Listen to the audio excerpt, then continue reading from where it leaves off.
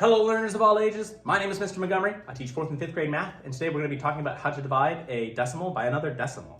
Now, the reason we've been doing these steps of step 1 and step 2 is because this very lesson, dividing a decimal by a decimal, is where we actually move the decimal place. So again, reviewing, step 1, move all the decimal places over spots to the right until one of them is at the end. It sounds a lot more confusing than what it really is, but we're going to be getting there.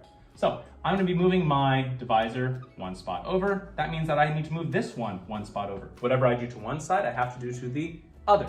And usually the one with the least amount of spaces moved over is the one we're going to be going with. Usually that's the divisor. So now I essentially have 125 divided by 25, and I can count by 25s to get to 125, or I can just divide. So it can't go into 1, 25 can't go into 12, but it can go into 25, or 125.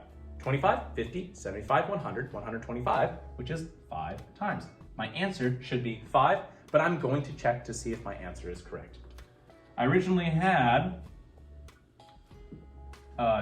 2 and 5/10 times 5. I'm going to be moving my decimal place over one spot. So I'm going to put a 1 here. So 5 times 5 is 25.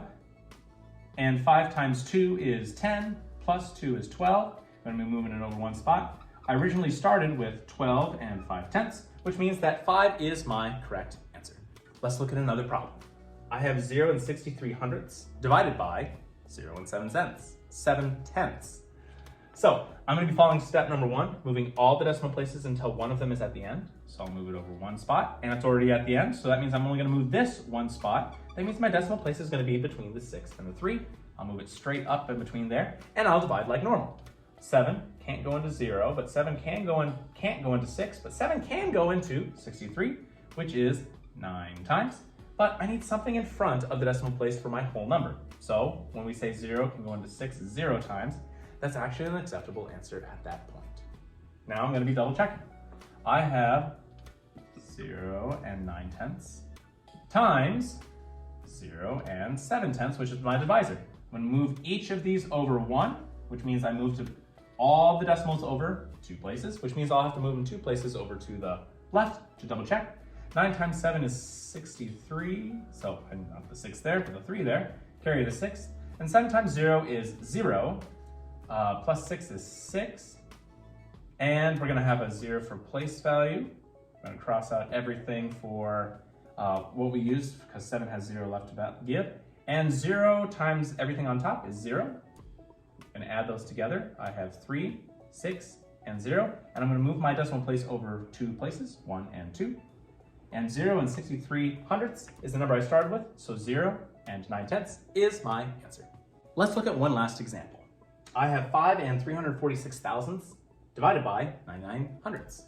Well, I see that I can move this over twice, and I can see that I can move this over twice, but it doesn't quite get over to the end. I'm doing step 1, making sure that all my decimal places are moved over until one of them has it at the end. Here's at the end. I'm going to move my decimal place up, and now I will divide like normal. 99. 99 can't go into 5. 99 can't go into 3, but it can go into 934. And I know that 99 is close to 100, so I'm going to be using a guess and check method. 99, we'll go 99 times 5, because 5 times 100 will get me 500, which means that it'll get me pretty close. So 5 times 9 is 45. And 5 times 5 is 45, plus 4, 46, 47, 48, 49. Let's see, can I get a little bit closer? Not really. So that would be 5 as my whole number, 495. Gonna make sure that I can subtract, cross out that 5, change it to a 4. That's a 13, change it to a 12. Ooh, this is gonna get a little small. And then change that 4 to a 14. 5, 6, 7, 8, 9, 10, 11, 12, 13, 14, that's 9. And 12 minus 9 is 3, and bring down my 6. Now, I'm going to try 99 times 4 to see if I can get 396. 9 times 4 is 36, and 9 times 4 is 36, 37, 38, 39, which is exactly what I needed for 396.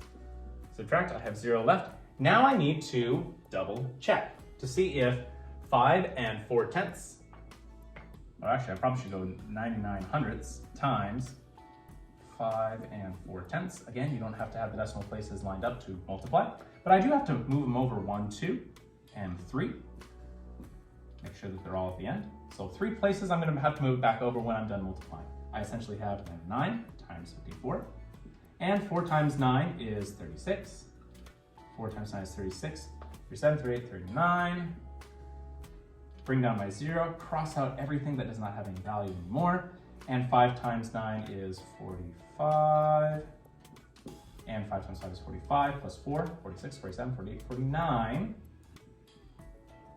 Add these together, 6.